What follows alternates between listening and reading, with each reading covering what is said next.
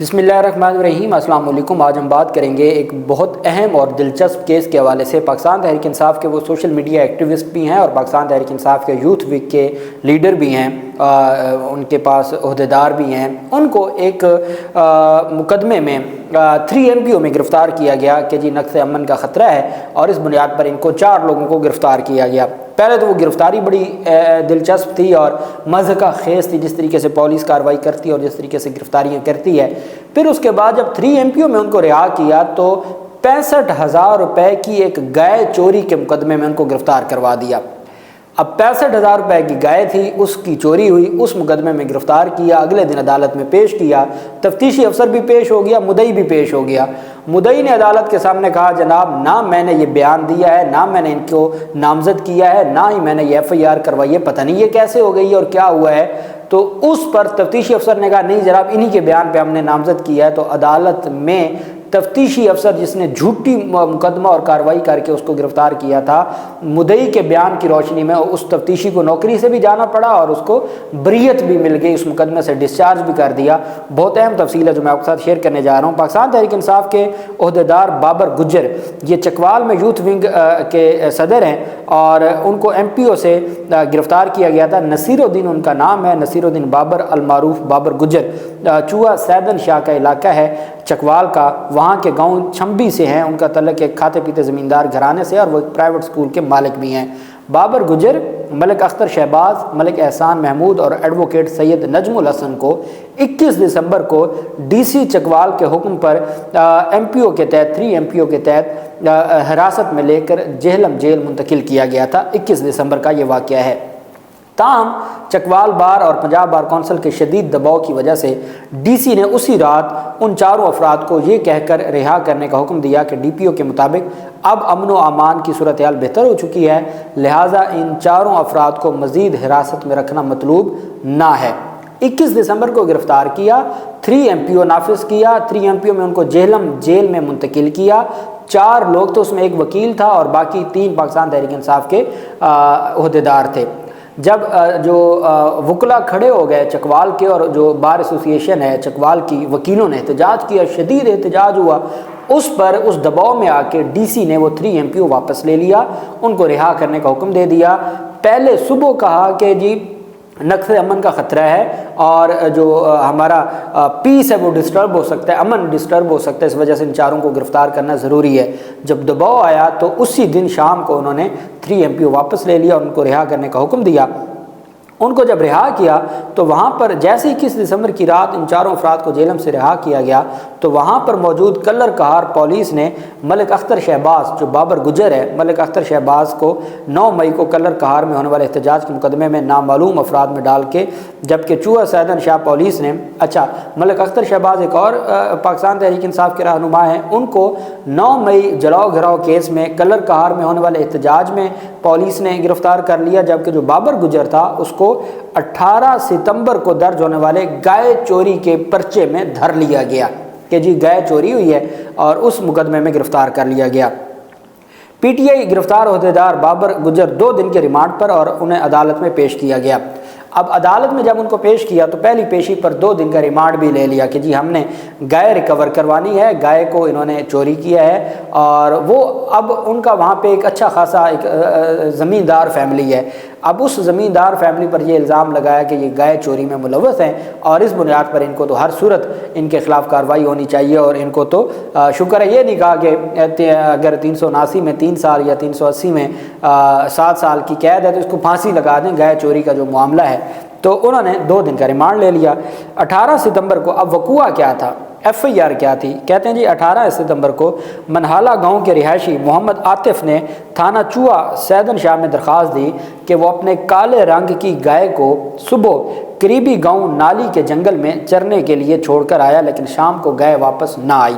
दरख्वास्त गुजार ने कहा कि उसकी गाय को किसी ने चोरी कर लिया, लिहाजा पुलिस से दरख्वास्त है कि उसकी गाय की तलाश में कानूनी मदद की जाए और चोरों को सज़ा दी जाए। 3 ماہ تک تو پولیس نہ ہی عاطف کی گائے ڈھونڈ سکی اور نہ ہی چور پکڑ سکی۔ تاہم 21 دسمبر کو پولیس پر اچانک یہ راز کھلا کہ وہ بابر گجر جسے ایک دن پہلے ہی 3 MPO میں گرفتار کیا گیا تھا، اور ان کو 3 MPO میں گرفتار کر کے کہ وہ نقص امن کے لیے خطرہ ہیں، اور وہ چونکہ پاکستان تحریک انصاف کے امیدوار ہیں اور پاکستان تحریک انصاف کے عہدیدار ہیں، تو جی ان کو پتہ چلا کہ وہ 3 MPO میں ان کو گرفتار کیا گیا۔ 3 ماہ کے بعد جب وہ 3 MPO میں گرفتار تھے تو اس میں ان کی گرفتاری کے بعد جیسے ہی ایک دن پہلے MPO کے تحت پکڑ کر ان کو جیلم بند کیا تو وہی گائے چوری میں ملوث نکلے، اور اچانک پولیس کو یہ کشف ہوا کہ جی 3 ماہ پہلے جو ایک چوری ہوئی تھی گائے کی، تو وہ یہی بندہ ہے جس کو 3 MPO میں گرفتار کیا گیا ہے۔ اب 3 MPO میں اس کو رہا کیا جاتا ہے، لیکن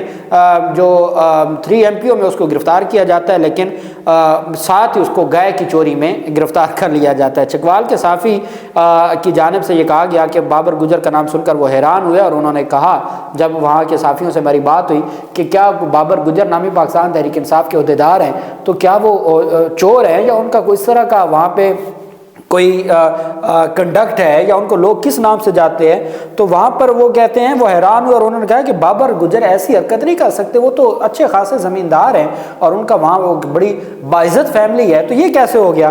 تفتیشی افسر رحمت اللہ کا کہنا ہے کہ اگر تفتیش میں بابر گجر بے گناہ نکلے تو انہیں چھوڑ دیا جائے گا۔ اور دوسری جانب جو ملک اختر شہباز ہیں پاکستان تحریک انصاف کے، جن کو 9 مئی کے مقدمے میں گرفتار کیا گیا، جو حلقہ PP سے PP 22 جو چکوال کا صوبائی حلقہ ہے PP 22، اس سے پاکستان تحریک انصاف کے امیدوار ہیں، اور انہیں بھی عدالت میں پیش کیا گیا اور عدالت نے ان کو رہا کر دیا۔ اب ملک شہباز رہا ہو گئے، بابر گجر کا 2 دن کا ریمانڈ ہو گیا۔ 2 دن کے ریمانڈ کے بعد عدالت میں مدعی خود پیش ہو گیا۔ وہاں جب پیش ہوئے تو متعلق ایک تحریر میں بابر گجر کو عدالت میں گائے چوری کے الزام سے جب پیش کیا گیا تو عدالت میں صورتحال اس وقت دلچسپ ہوئی جب تفتیشی افسر نے جج کے سامنے مدعی مقدمہ محمد عاطف خان کا بیان رکھا۔ اب جب نامعلوم FIR ہو تو اس کے بعد ایک تتمہ بیان سپلیمنٹری سٹیٹمنٹ یا ضمنی لکھی جاتی ہے، اور اس میں تتمہ بیان میں لکھا جاتا ہے جی کہ مجھے پتہ چلا یا فلاں طریقے سے مجھے پتہ چلا یا فلاں لوگوں نے بتایا کہ آپ کا ملزم تو وہ ہے، تو اس بنیاد پر میں یہ سمجھتا ہوں کہ میرا ملزم وہ ہے۔ نامعلوم FIR تھی تو میں اس میں بیان دینا چاہتا ہوں کہ فلاں کو نامزد کیا جائے۔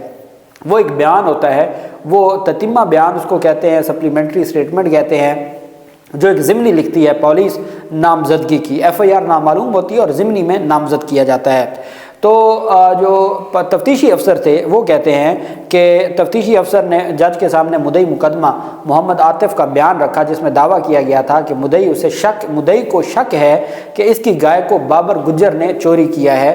بیان کے نیچے محمد عاطف کے اردو میں دستخط بھی کیے گئے تھے۔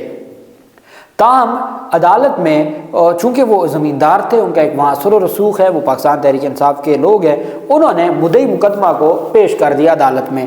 تو جب تفتیشی افسر کو تو مدعی مقدمہ یاد بھی نہیں تھا کہ اس کا مدعی مقدمہ کون ہے اور اس کو کس نے بیان دیا کس نے نہیں دیا، تو یہ تو سارا وہ ڈرامہ رچا رہے تھے۔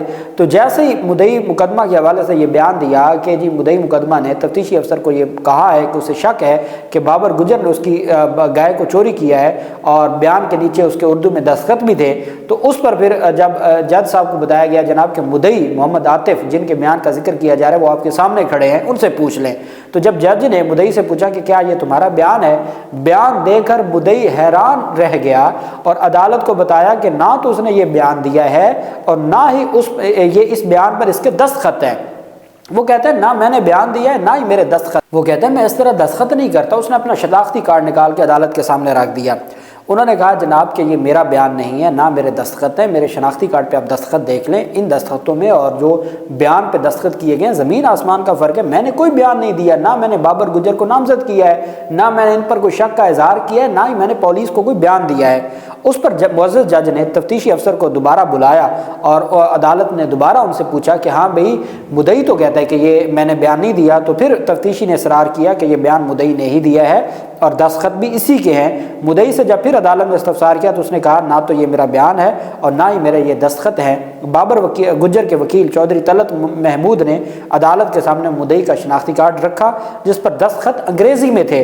اس طرح پولیس کی جال سازی پکڑی گئی اور عدالت نے بابر گجر کو مقدمے سے باعزت بری کر دیا اور جھوٹا بیان اپنی طرف سے گھڑنے پر ڈی پی او کو تفتیشی کے خلاف قانونی کارروائی کر کے اس کو برطرف کرنے کا حکم صادر کر دیا اور عدالت نے سفارش کی کہ بابر گجر کو غیر قانونی طور پر گرفتار کیا، غیر قانونی طریقے سے حراست میں رکھا اور جال سازی کر کے خود ایک بیان گھڑا اور اس بیان کی روشنی میں اس کو نامزد کیا۔